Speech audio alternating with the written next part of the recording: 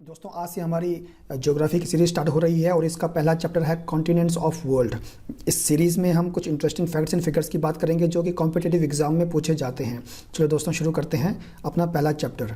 दोस्तों यहाँ कुछ इंटरेस्टिंग फैक्ट्स दे रखे हैं, जैसे कि total land mass of earth 7 continents में बंटा हुआ है। इन कॉन्टिनेंट्स के नाम आपके सामने हैं: Asia, Africa, Europe, Australia, north America, south America and Antarctica.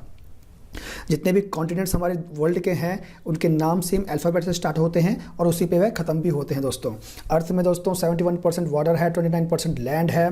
करोड़ों साल पहले 7 महाद्वीप नहीं होते थे, एक ही सिंगल मासिव लैंड मास होता था जिसको कि हम कहते थे पैंजिया। लेकिन बाद में प्लेट टेक्टोनिक्स के टूटने की वजह से सभी महाद्वीप आपस से टूट गए, अलग हो गए, इनका बिखराव हो गया। यहाँ कुछ इंटरेस्टिंग फैक्ट्स एंड फिगर्स दे रखे हैं जो कि बहुत इंपॉर्टेंट है, जैसे कि एशिया सबसे बड़ा महाद्वीप है, इसका परसेंटेज एरिया 29.5 है और इसका हाईएस्ट पॉइंट दोस्तों माउंट एवरेस्ट है जो कि नेपाल में है। लोवेस्ट पॉइंट इसका डेड सी है जो कि जॉर्डन और इजराइल के बॉर्डर पे है। अफ्रीका की बात की जाए तो दूसरे नंबर पर सबसे बड़ा महाद्वीप है माउंट किलिमंजारो, तंजानिया देश में इसका हाईएस्ट पॉइंट है। लेक असल जो कि जिबूटी में है, इसका लोवेस्ट पॉइंट है। नॉर्थ अमेरिका का देखा जाए तो माउंट मैकिनली हाईएस्ट पॉइंट है जो कि अलास्का यूएसए में है और डेथ वैली कैलिफोर्निया में इसका लोवेस्ट पॉइंट है। साउथ अमेरिका की बात की जाए तो माउंट एकोनकागुआ अर्जेंटीना और चिली के बॉर्डर पे है दोस्तों, और वाल्दिस पेनिनसुला इसका लोवेस्ट पॉइंट है।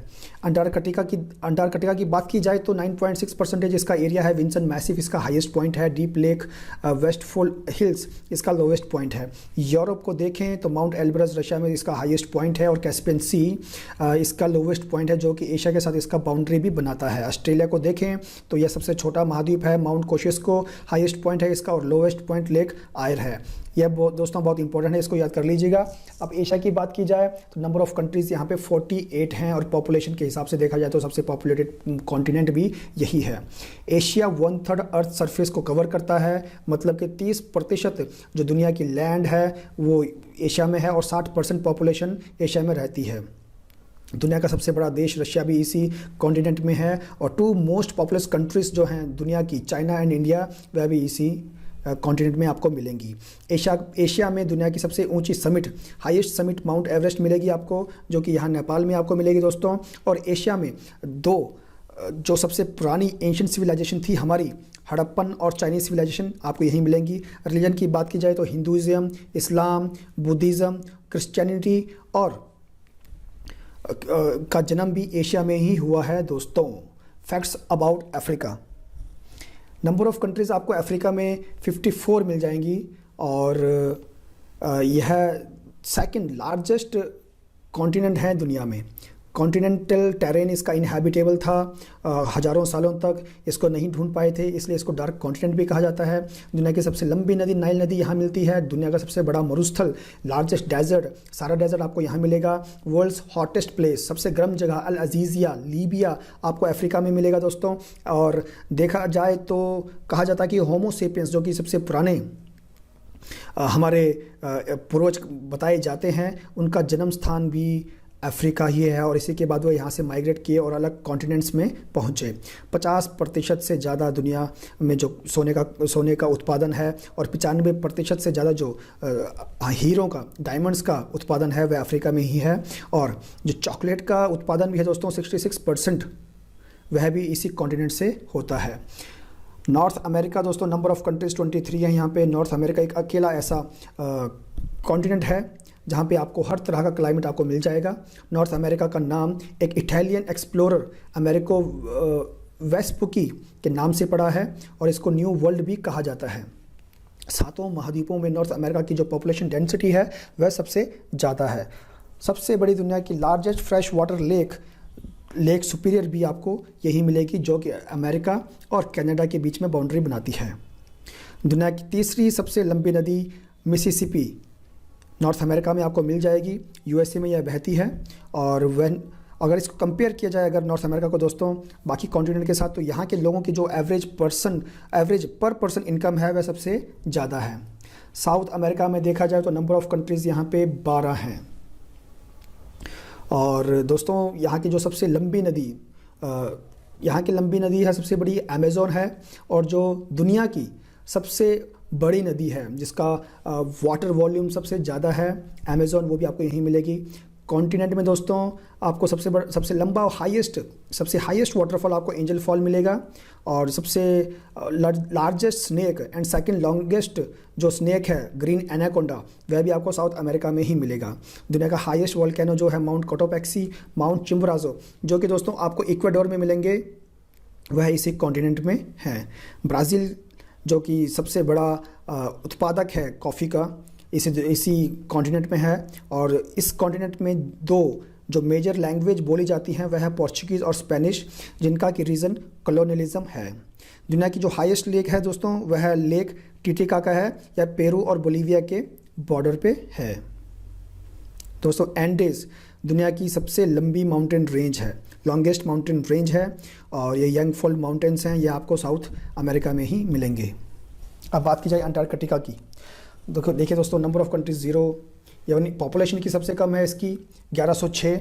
अंटार्कटिका दुनिया का सबसे कोल्डेस्ट प्लेस भी है, और देखिए दोस्तों, लेकिन यह हाईएस्ट प्लेस भी है, ड्राइएस्ट भी है, विंडिएस्ट भी है, और एम्प्टीएस्ट भी है, मतलब खाली भी है। ये 75% जो दुनिया की आइस है, जो बर्फ़ है, या फिर कहा जाए कि 70% जो हमारी धरती का फ्रेश वाटर है वह अंटार्कटिका में मिलता है।